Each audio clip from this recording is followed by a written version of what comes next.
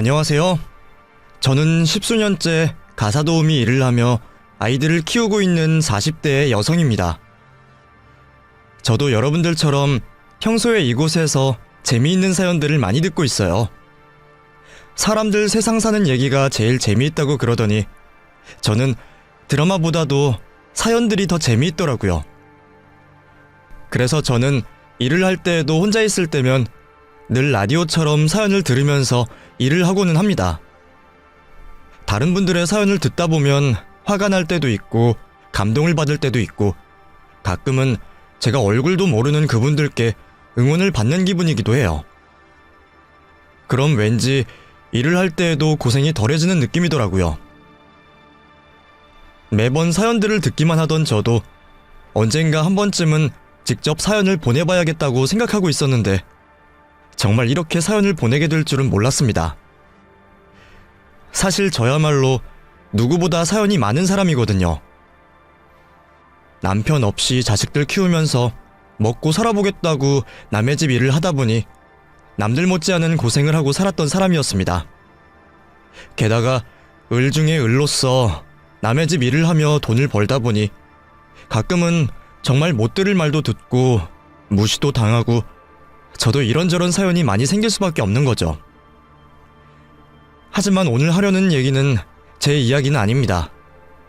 제 이야기는 다음으로 미뤄두고 꼭 보내고 싶은 사연이 생겼거든요. 남의 집 일을 해오다 보면 자연스럽게 그 집 사정을 알게 될 수밖에 없는데 다들 저마다 속사정이 있기 마련입니다. 하지만 괜히 말 한 번 잘못했다가 밥줄 끊기는 일이 생길지 모르니 보고도 못 본 척, 들어도 못 들은 척하는 게 당연할 수밖에 없었어요. 저도 나름의 직업의식 때문에 일하면서 보고 들은 얘기는 절대 밖에서 말하지 않았었는데 그런 제가 처음으로 그 금기를 깰 수밖에 없었네요. 제가 밥줄 걱정에 모르는 척하려 해봐도 더는 모르는 척할 수가 없겠더라고요. 그럼 오늘은 제가 그 집에서 보고 들었던 기막힌 이야기를 전해보도록 하겠습니다. 원래 저는 집에서 살림을 하던 여자였어요. 자식이 셋이나 되었지만 그때는 남편 혼자 벌어도 5 식구 살기가 어렵지 않았었거든요. 그래서 저는 아이 셋을 낳아 기르며 집에서 살림을 하고 남편 내조에 충실하며 살았었죠. 다른 집 여자들은 맞벌이 하느라 살림하느라 고생을 한다는데 나는 좋은 남편 만나서 참 여유로운 팔자라 생각했던 적도 있었습니다. 하지만 그랬던 제 인생이 한순간에 뒤바뀌게 되었네요. 남편이 갑작스러운 사고로 죽은 뒤로는 제가 혼자 아이 셋을 키우며 살아야 했습니다. 집에만 있었던 저는 어쩔 수 없이 돈을 벌기 위해 무슨 일이든 해야 했고 살림밖에 모르던 제가 할 수 있는 일은 얼마 되지 않았어요. 그래서 가사도우미 일을 시작하게 되었습니다. 그래도 5 식구 먹이고 입히며 살림은 자신 있다고 생각했었는데 남의 집 일을 한다는 건 일만 잘해서 되는 일이 아니었어요. 생전 처음 본 사람들 비위를 맞추는 일이 이렇게나 어려울 줄은 저도 몰랐습니다. 분명 허리 부서져라 때 빼고 광을 내놨는데도 청소가 하나도 안 되어 있다며 트집을 잡고 괴롭히는 사람도 있고 집에서 뭐가 없어졌다면서 멀쩡한 사람을 도둑 취급하는 사람들도 있더라고요. 자기 집 허드렛 일 해준다고 사람을 버러지 취급하는 건지 그런 사람들을 만날 때면 저는 정말 일을 관두고 싶기만 했었어요. 그렇다고 제가 딱히 할 수 있는 일도 없고 엄마로서 아이들을 먹여 살리려면 싫은 일도 참고 하는 수밖에 없었습니다. 그래서 저는 피눈물을 삼키며 어쩔 수 없이 그 일을 계속할 수밖에 없었어요. 그래도 다행인 건 똥도 자꾸 밟다 보면 구린내도 익숙해진다는 것이었습니다. 처음에는 내가 이런 취급까지 당해야 하나 싶어서 하루빨리 그만두려 했던 저도 언젠가부터는 힘든 일에 익숙해지며 조금씩 적응을 해갈 수밖에 없었어요. 그래서 어느새 웬만한 진상들은 그냥 웃으면서 넘길 정도로 태연해지고 의연해질 수 있었죠. 제가 묵묵히 군소리 없이 일을 한 덕분인지 연차가 쌓이면서부터는 여기저기서 저를 찾는 분들이 많아지게 되었습니다. 제가 일하던 집 사모님이 다른 사모님께 저를 소개를 해주시고 하다 보니 어느새 저는 쉬는 날도 없이 바쁜 생활을 할 수밖에 없었죠. 그 덕에 큰 돈을 줄 테니 입주 가정부로 일해주기를 바라시는 분들도 계셨지만 집에서 오매불망 저를 기다리는 아이들이 셋이나 되다 보니 그런 제안은 받을 수가 없었어요. 저도 큰 돈이 아쉽기는 했지만 그렇다고 제가 아이들까지 남의 집 살이를 시킬 수도 없었고 돈은 좀 못 벌어도 아이들에게 소홀하고 싶지도 않았거든요. 고생은 좀 해도 열심히 하는 만큼 돈을 벌 수 있었기에 저는 제가 하는 일에 만족하며 꾸준히 가사도우미 일을 다녔습니다. 처음에는 얼마만 버텨보자며 울며 겨자 먹기로 시작했던 일이었지만 이제는 배운 게 도둑질이라고 그 일만큼 제가 잘할 수 있는 일이 없다 싶더라고요. 나이를 더 먹을수록 새로운 기술을 배우고 일을 구하는 것도 힘든 일이고 이제는 평판도 좋아졌으니 기왕 이렇게 된 것 자식들 시집장가 보내고 늙어서 더 움직일 힘 없을 때까지 이 일을 꾸준히 해보자 싶었습니다. 그렇다 보니 벌써 50이 다 되도록 이 일을 하게 되었네요. 그러던 저는 몇 년 전 새로운 집에 소개를 받아 가게 되었습니다. 그게 바로 제가 보내려는 사연의 주인공들이죠. 원래는 제가 이 집에서 일을 할 생각이 아니었어요. 그때 저는 가뜩이나 여러 집 일을 해주느라 바쁜 상황이었거든요. 그런데 제가 전에 일을 해드렸던 집의 사모님이 저를 추천하셨다며 그 집에서 제가 꼭 일을 해주기를 바라시더라고요. 그동안 너무 일만 했는지 여기저기 몸이 아프던 탓에 조금 여유있게 일을 하려고 했던 저는 고민이 될 수밖에 없었어요. 그래서 적당히 거절하려고 했는데 무슨 이유인지 그 집에서는 저를 꼭 부르고 싶어 하시더라고요. 심지어 다른 집보다 돈을 더 주신다고 하면서까지 말이죠. 왜 그렇게까지 하시면서 굳이 저를 부르려고 하시나 싶었는데 저도 사람인지라 돈 앞에서는 약해질 수밖에 없었어요. 안 그래도 몇 년 뒤면 대학에 들어가야 할 큰아이 걱정에 저도 돈이 아쉬울 때였거든요. 결국 고민하던 저는 돈을 더 주신다는 말에 그 집 일을 하기로 결정했습니다. 그래도 얘기만 들어보면 크게 어려울 것 같진 않았어요. 할머니 한 분에 젊은 부부에 초등학생 아이 하나까지 내 식구 살림이면 오히려 갓난아이들 있는 신혼집보다 훨씬 편할 거라 생각했거든요. 원래 아이가 어린 집일수록 살림에 손이 많이 가다 보니 그런 집이 식구는 적어도 더 할 일이 많아요. 그런데 그 집은 시어머니의 사모님까지 여자만 둘이 계시는 집이니 제가 크게 손댈 구석 없이 오며 가며 정리만 잘하면 될 거라 생각했습니다. 그 집 사모님도 처음에는 그렇게 말씀하셨었죠. 뭐 별로 할 일은 없을 거예요. 일주일에 2번 와서 청소랑 정리만 좀 해주시고 저희 먹을 음식만 좀 해주시면 돼요. 사람 사는 집이 다 똑같을 텐데 뭐 얼마나 힘든 일이 있겠어요. 그렇게 치면 아줌마는 정말 땡 잡으셨네. 돈은 더 받아가면서 일도 별로 없잖아요. 처음에는 그 사모님이 자기 입으로 그렇게 말을 하기에 철석같이 믿었더니 그 말을 믿은 제가 바보였습니다. 막상 일을 시작하고 보니 그 집 사정은 제 예상이랑 많이 다르더라고요. 사모님이 별일 없이 집에 계신다고 들었는데 살림은 전혀 하지 않으시는지 주방이며 창고며 정리는 하나도 되어 있지 않고 여기저기 내려앉은 먼지에 집안 청소 상태 역시 좋지 않아 보였어요. 그래서 제가 가자마자 해야 할 일이 너무 많았었죠. 일주일에 2번 방문인 스케줄에 제가 거의 한 달 내도록 대청소를 해서 겨우 사람 사는 집꼴이 되었으니까요. 저도 돈 받고 하는 일이니 대놓고 불평을 할 순 없었지만 속으로는 집에서 자식 키우는 여자가 무슨 살림을 이렇게 못하는지 이해가 되지 않을 지경이었습니다. 이 정도면 추가금을 더 받아야 할 정도였는데 어떻게 할 일이 없다고 할 수 있는지 말이에요.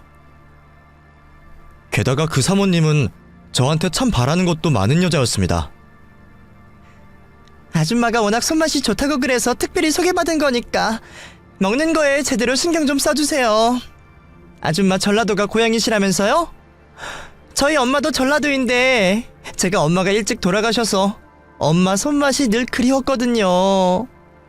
같은 고향 출신이니까 똑같이 좀 해줘요. 알겠죠? 제가 자기 친정어머니와 같은 고향이라면서 일찍 돌아가신 친정엄마 솜씨대로 요리를 해달라고 하더라고요. 처음에는 전라도식으로 해달라는 건가 싶어서 늘 하던 대로 요리를 했는데 그게 어머니 손맛이 아니었는지 화를 내는 겁니다. 이게 뭐예요? 지금 이걸 음식이라고 한 거예요? 아니, 요리 잘한다길래 돈까지 얹어주고 데려왔더니 우리 엄마 맛이랑 너무 다른데? 왜 똑같이 못해요? 친정어머니가 어떻게 요리하셨는지를 모르니까 저도 똑같이는 못하죠. 요리법이라도 알려주시면 어떻게 해볼 텐데요. 그걸 내가 알면 내가 직접 했지.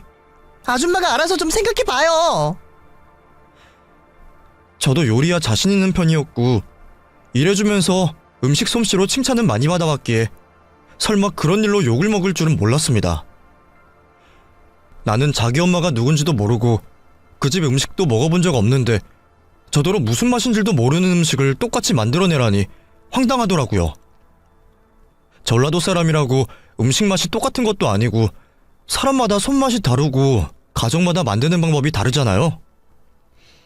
10수년 전 먹어본 음식 맛을 자기도 다 기억을 못하면서 저더러 친정어머니 음식이랑 똑같이 만들지 않았다며 닥달하는 사모님이 기가 막히기만 했습니다. 이럴 줄 알았으면 처음부터 그 집 일을 하겠다고 하지 말걸 뒤늦은 후회가 막심했지만 이미 일을 하기로 한 이상 그만두겠다고 먼저 말을 할 수도 없었습니다. 원래 그 동네가 그래요. 집에 사람 들이는 일에 예민한 사모님들끼리 서로서로 소개해주고 후기들을 나누고 하다 보니 어느 집에 가든 늘 조심할 수밖에 없거든요. 혹시나 실수라도 하거나 집주인이랑 다투기라도 했다가는 괜히 좁은 동네에서 소문 잘못 나서 일자리 뺏기기 일쑤였으니까요. 그래서 늘 의뢰 입장일 수밖에 없었던 저는 그 집 사모님 비위를 맞추며 어떻게든 잘해보려 노력할 수밖에 없었습니다. 그래서 어쩔 수 없이 계속 일을 하지만 10수년 동안 나름 내공이 쌓였다 싶은 저도 그 집은 참 적응이 쉽지 않더라고요. 말도 안 되는 이유로 꼬투리 잡고 화내는 사모님도 그랬지만 그 집 아들도 참 대단했습니다. 이제 겨우 8살 먹은 초등학생 아이가 어쩜 그렇게 버릇이 없는지 재미삼아 일부러 저를 놀리고 저를 골탕 먹이겠다며 자꾸 괴롭히는 통에 제가 얼마나 시달렸는지 몰라요. 기껏 청소를 다 끝내놓으면 일부러 흙을 뿌려놓고 남을 다듬어서 널어둔 것을 죄다 흐트러놓고 먹을 음식을 엉망으로 만드는 통에 이를 수습하고 다시 하느라 고생한 일이 여러 번이었습니다. 저도 자식 안 키워본 것 아니고 특히나 남자아이들이야 정신없이 뛰어놀기 바쁘니 가끔 사고치고 말썽 부릴 수도 있을 거라 생각했어요. 그래서 처음에는 애가 실수로 그랬겠거니 하고 타이르지도 못했는데 날이 갈수록 매번 그런 걸 보니 얘가 일부러 이러는구나 싶더라고요. 일부러 그런다는 게 확실한 것이 제가 화를 내는지 안 내는지 궁금했는지 얘가 그렇게 말썽을 부려놓고는 일부러 와서 제 얼굴 표정을 살피더라고요. 어린애가 어쩜 그러는지 그렇다고 가사도우미가 일해주는 집 아들 혼을 낼 수도 없던 탓에 매번 참는 수밖에 없었죠.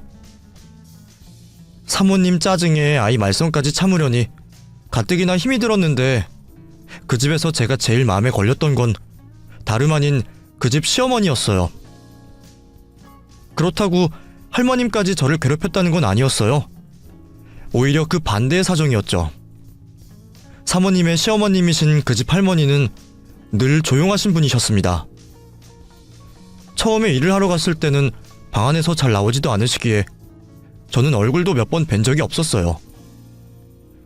그러다 몇 달 계속 일을 하다 보니 사모님이 안 계실 때에만 나오셔서 저랑 얘기도 나누시고 점점 가까워지게 되었었죠.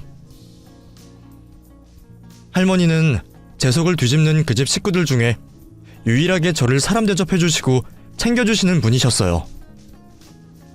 그런 할머니가 가장 큰 걱정이었다는 게 이상하시겠죠?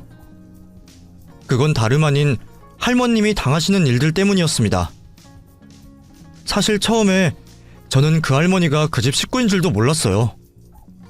무슨 사정인지 모르지만 가깝지 않은 식구를 모셔와 같이 사시는 건가 생각했거든요. 먼 친척이나 가까운 지인 말이죠. 그것도 그럴 만한 게 시어머니라고 하기에는 너무한 그 집 사모님의 행동 때문이었습니다. 시어머니 모시고 사는 며느리들이라면 보통 시어머니를 불편해하거나 조심스러워하거나 아니면 반대로 아주 가까운 사이여야 할 텐데 그 집 며느리는 할머니를 늘 남보다 못한 취급을 하더라고요. 누구 와 있을 때는 방에만 있으라니까 뭐 한다고 또 나와가지고 알짱거려요. 미안하다. 내가 화장실이 급해서 화장실 좀 가려고.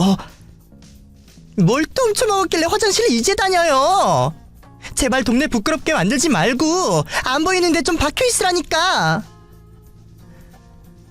그 집 일하기 시작하고 얼마 안 되었을 때 제가 거실 청소를 하고 있던 중에 할머님이 화장실이 급해서 밖으로 나오셨더니 사모님이 할머님한테 저런 소리를 하더라고요.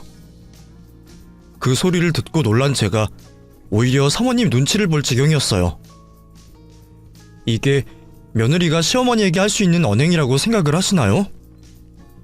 같이 사는 식구라기에 가족인 줄 알았더니 그런 걸 보니 남인가 생각했죠. 그렇다고 제가 먼저 물어볼 수는 없으니까 무슨 사정이 있기는 있나 보다 싶어서 조용히 입을 닫고 저는 제 할 일을 했습니다. 청소하고 살림 살아주러 간 거니 할머님 방도 치울까 했더니 그 집 사모님이 그 방은 건들 필요 없다며 할머님은 신경 쓸 필요도 없다 그러더라고요.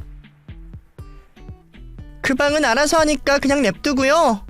아줌마는 그냥 내 방이랑 아이 방만 잘 치우면 돼요. 그리고 제일 중요한 거 식사 준비.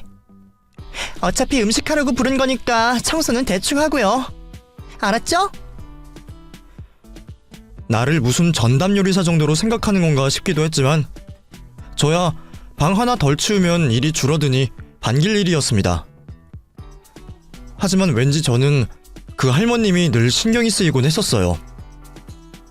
대체 뭘 그렇게 숨기는 건지 몰라도 사모님은 처음에는 제가 할머님이랑 마주치기라도 할까봐 할머님을 방 밖으로 나오지도 못하게 하고 집도 비우지 않았었어요.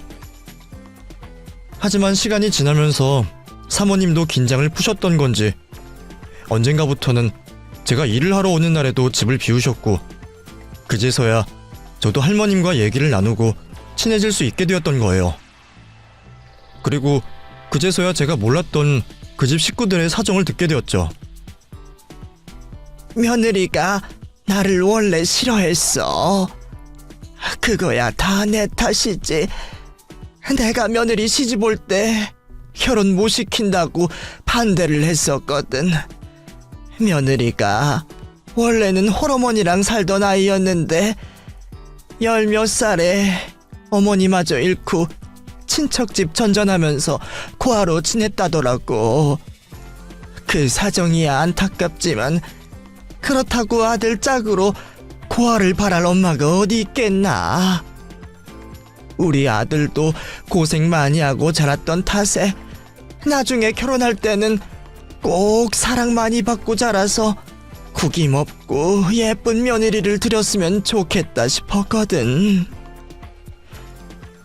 시어머니들이야 다들 그렇겠지만 나름의 며느리 욕심이 있으셨던 할머니는 처음에 고아로 어렵게 자랐다는 그 집 사모님을 아드님의 짝으로 반대를 하셨답니다. 하나뿐인 귀한 아들이 배운 것도 없고 돈도 없는 며느리 만나서 고생하게 될까 걱정을 하셨던 모양이에요. 그랬지만 결국 자식 이기는 부모 없다고 할머니도 아들이 좋다고 하니 두 사람을 허락해 주셨답니다. 이왕 허락한 김에 결혼 준비도 도와주시고 갈 곳 없다는 며느리를 집에 들여서 시댁살이 시키며 친정엄마 대신 가르쳐주고 싶으신 것도 많았다고 하더라고요.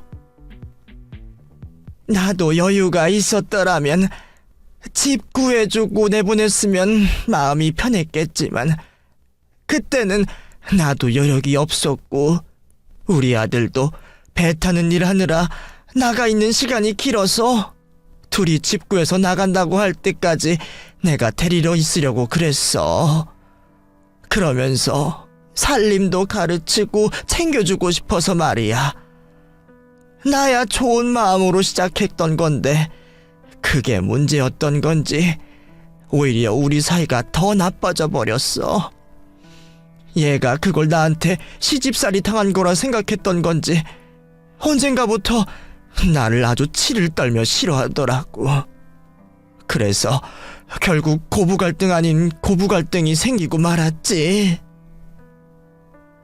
반대하는 결혼을 하고 시댁살이까지 하게 된 것이 힘들었던 건지 사모님은 결혼 생활 내내 시어머니와 사이가 좋지 못했답니다.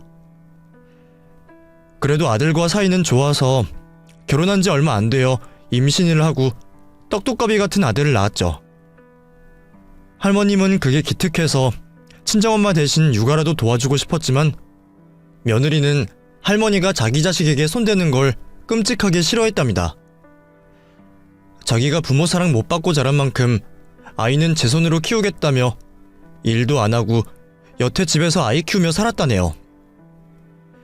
배 타는 일을 하는 남편 벌이가 나쁘진 않았지만 그 벌이에 내 식구가 매달려 살기에는 빠듯하겠다 싶겠더라고요. 그런데 어떻게 지금은 이렇게 좋은 집에서 사시면서 가사도우미까지 쓰세요? 아드님은 아직도 배 타고 계시잖아요. 아드님이 무슨 좋은 일이라도 생기신 거예요? 아니야. 우리 아들이야 그때나 지금이나 비슷하고 이건 다 며느리 덕분이야. 그동안 저는 사모님이 부자 남편 만나서 여유롭게 사는 사람인 줄만 알았습니다. 일한다는 얘기는 들어본 적도 없었는데 그런 사모님이 맨날 집에서 취미생활을 하거나 밖에 나가서 쇼핑하고 외출해서 놀러 다니는 줄만 알았거든요. 그런데 할머님 말씀으로는 집에서 아이 키우며 놀던 며느리가 몇 년 전부터 주식을 시작하더니 투자 성공으로 떼돈을 벌었다더라고요. 그리고 그때부터 상황이 이상하게 돌아가기 시작했답니다. 돈을 벌었으니 이제는 더 아쉬울 것도 없는 며느리가 당연히 독립해서 나갈 거라 생각했답니다. 그런데 그런 며느리가 비싼 집을 사더니 시어머니까지 모시고 가겠다 했다는 거예요. 아들이야 고부 갈등이 있는 줄도 몰라서 그런지 그런 와이프가 착하다며 좋아했지만 시어머니는 자기를 싫어하던 며느리가 웬일인가 했답니다. 그런데 아니나 다를까 이제 입장이 달라진 며느리가 자기를 반대하던 시어머니를 자기 밑에 두고 싶었던지 시어머니를 그렇게 하대하고 괴롭히기 시작했던 거예요. 이제 며느리 입김이 더 세서 꼼짝도 못하시던 할머님은 돈 많은 며느리가 혹시나 아쉬운 것 없이 손주 데리고 아들 버리고 이혼이라도 하겠다고 할까봐 늘 노심초사하며 사셨답니다. 그래서 아들에게는 말 못하고 아들이 없는 동안 할머님은 그 집에서 꿔다 놓은 보릿자루 마냥 며느리에게 괴롭힘과 구박을 당하셔야 했습니다. 아무리 그렇다 한들 어떻게 자기 시어머니를 그렇게 무시할까 싶었던 저는 그런 며느리가 이해되지 않았습니다. 하지만 할머님은 점점 나이가 드시고 경제력도 없으시다 보니 며느리에게 꼼짝도 못하셨어요. 그런데 그게 다가 아니었더라고요. 그동안 저는 할머님이 그냥 짜증과 구박 정도의 괴롭힘을 당한 줄만 알았는데 나중에 알고 보니 할머님은 그동안 제가 아는 것보다 더한 일들을 당하고 계셨어요.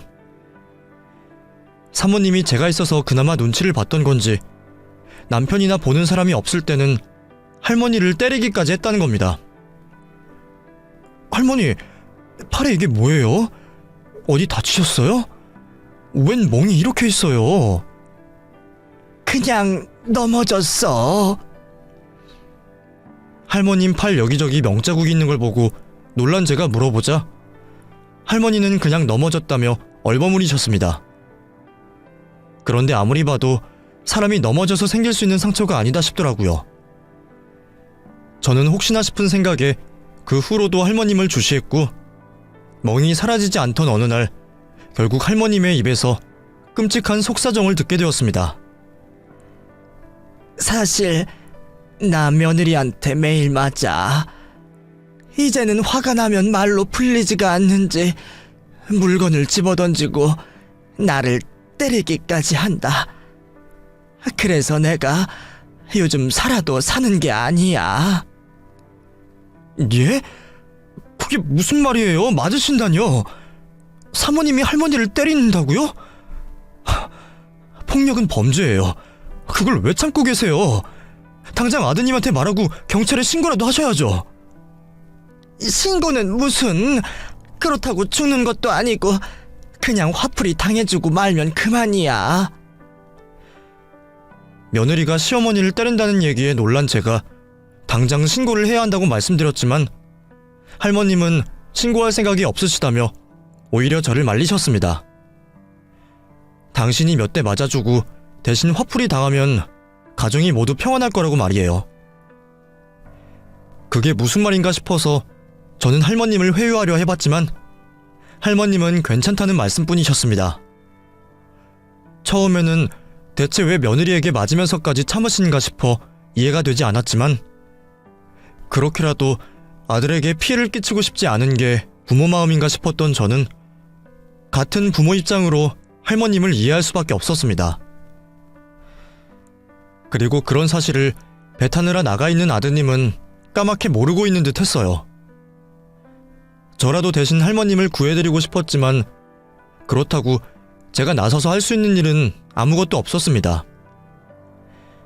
남의 집 일하며 돈 버는 사정에 제가 대신 신고를 할 수도 없었고 아드님에게 알리려고 해도 당사자인 할머니가 절대로 안 된다고 반대를 하시니 제가 어떻게 할머님을 도와야 할지 도저히 모르겠더라고요. 덕분에 매일 양심의 가책에 시달리면서도 저도 결국 제 자식이 우선이었던지 제 밥그릇을 지키느라 그런 며느님을 고발하지 못하고 있었습니다. 그러다 오랜만에 그 집 아드님이 집으로 돌아온다는 소식이 들렸습니다. 남편이 몇 달 만에 돌아온다며 사모님이 저한테 저녁 준비까지 부탁을 하시더라고요. 아줌마, 혹시 다음 주에 저녁까지 일해줄 수 있어요? 그날 우리 남편이 오랜만에 집에 들어오는데 이번에는 외식 안 하고 집에서 보낼까 해서. 아줌마가 저녁 식사까지 봐주고 가면 좋겠는데 안 돼요? 글쎄요. 저녁에는 저도 집에서 애들을 챙겨야 해서. 내가 설마 돈 안 쳐줄까봐 그래요? 보너스 줄 테니까 그냥 좀 해줘요. 애들이야 치킨이나 시켜주던가. 아무튼 그날 일 해주는 거예요? 그 집 사모님 막무가내가 하루 이틀은 아니었기에 결국 마지못해 그러기로 했습니다. 평소 그 집 아드님 얼굴을 자주 본 적 없던 저도 그날은 몇 달 만에 아드님을 보게 되었는데 아드님이 들어온다는 소식에 할머님도 얼굴에 웃음꽃이 피시는 듯 했어요. 할머님, 아드님 오신다니까 그렇게 좋으세요? 그럼 좋지. 몇 달 동안 못 봤는데 얼마나 보고 싶었겠어.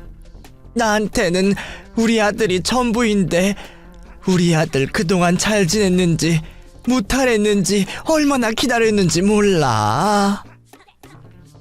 할머니, 이번에도 아드님한테는 말씀 안 하실 거예요? 이제라도 얘기해보시는 게 어떠세요? 아니면 따로 나가 살기라도 하겠다고 하시던가요? 그런 소리 이제 하지 말라도 그래. 내가 그런 얘기를 꺼내면 우리 아들이 얼마나 놀래겠어. 이제 집에 돈도 많고 좋은 집에서 모시고 산다고 우리 아들이 얼마나 좋아하는데. 그게 다 며느리 덕분이라고 우리 아들이 며느리한테 엄청나게 고마워한다고. 그런데 내가 괜히 집에서 나가겠다니 뭐니 그런 소리 꺼내면 아들이 무슨 걱정을 하겠어. 가뜩이나 처자식 두고 멀리 나가서 고생하는 아들한테 나까지 걱정시키지는 말아야지. 어차피 나는 얼마 남지도 않은 인생이고 그냥 이렇게 조용히 있는 듯 없는 듯 살다가 떠나주는 게 내 할 일이야. 저는 더 늦기 전에 할머님이 편해지시기를 바랬지만 결국 할머님을 설득할 수는 없었습니다. 그런 할머님 사정이 안타까워 오지랖을 부리고 싶다가도 나도 내 코가 석자인 마당에 남의 집 사연에 너무 깊게 관여한다 싶어 애써 그 일을 잊으려고 했어요. 보고도 못 본 척, 들어도 못 들은 척해야 오래 살아남을 수 있기에 저로서는 어쩔 도리가 없었습니다.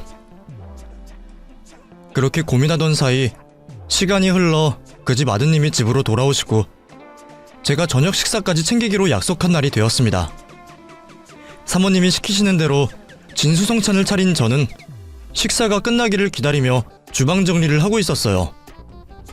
그런데 그때 갑자기 식탁 쪽에서 큰 소리가 나더라고요. 김진수! 엄마가 밥 먹을 때는 핸드폰 하지 말고 얌전히 있으라고 그랬지? 아버지 앞에 계신데 게임하면서 밥을 먹으면 어떡해?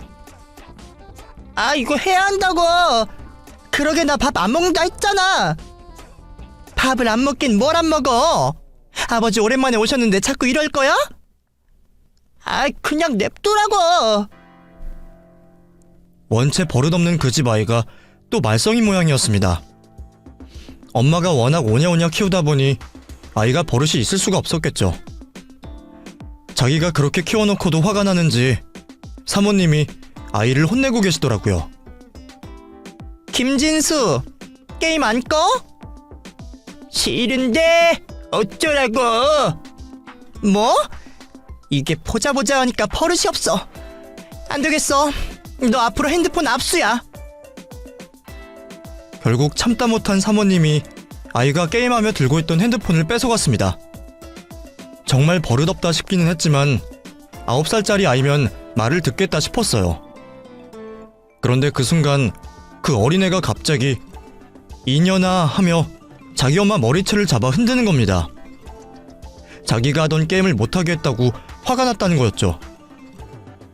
그렇다고 이제 겨우 9살밖에 안 된 애가 어떻게 그런 짓을 할 수 있는지 그 광경에 모두 놀라 굳어버릴 수밖에 없었습니다. 너 이거 안 놔? 그러니까 내 핸드폰 내놓으라고. 김진수, 너 이게 무슨 짓이야? 어디 엄마 머리채를 잡고 그런 소리를 해?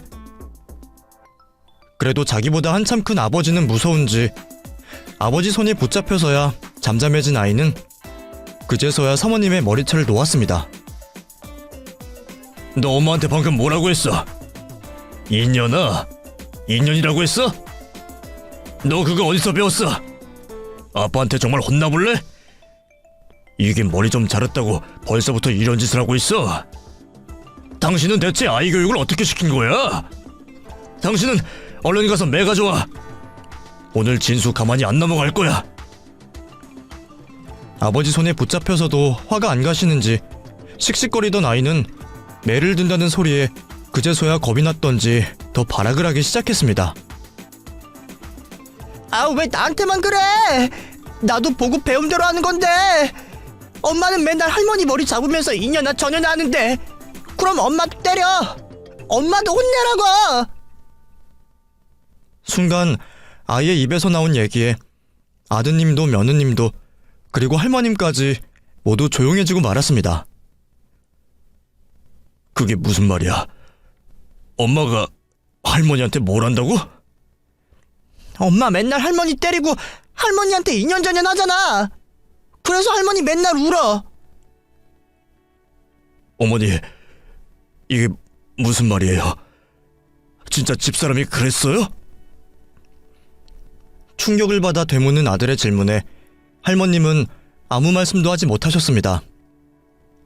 비참하신 건지 속상하신지 참담한 표정으로 계신 할머니를 보자 저도 더 이상은 모른 체 하면 안 되겠다는 생각이 들었습니다.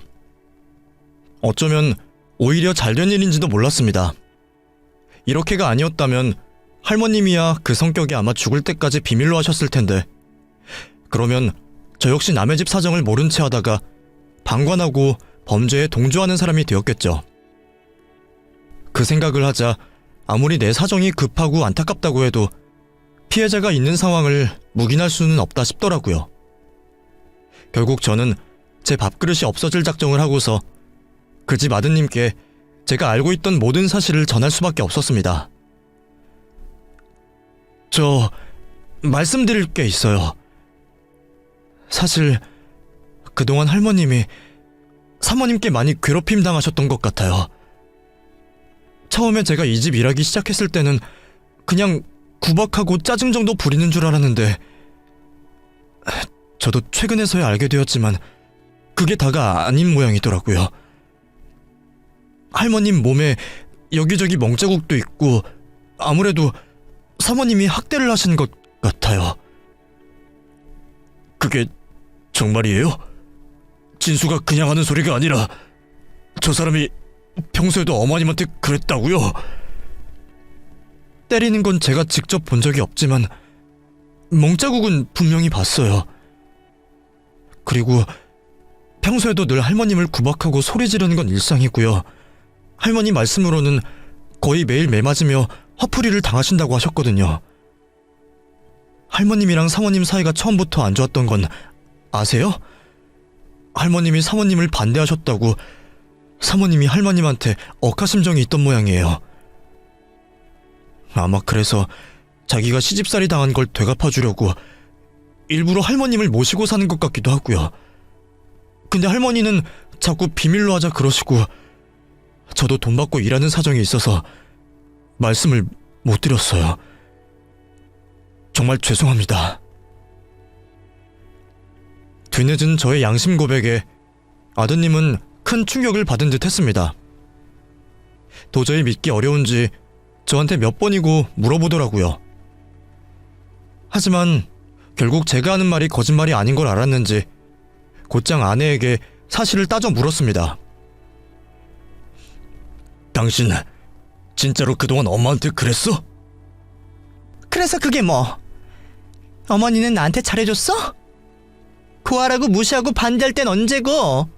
내가 돈 좀 생기니까 내 앞에서 굽신거리는 거 봐. 그게 꼴배기 싫어서 더 그랬어. 자기가 입 다물고 괴롭힘 당한다는데 당신이 뭐 어쩔 건데? 뭐? 당신 진짜 인간 맞아? 어떻게 그런 소리를 아무렇지 않게 할 수 있어? 당신이야말로 그동안 아무것도 몰랐던 주제에 이제 와서 아무 잘못 없는 척하지 마. 당신은 내가 시집살이 당할 때, 내가 외로울 때 내 옆에 없었잖아. 그러다가 이제 와서 다들 내 덕에 먹고 사는 주제에 당신들이 내 탓을 할 수가 있어? 나는 욕먹을 이유 없으니까 나한테 지랄하지 말고 당신 엄마나 알아서 챙겨.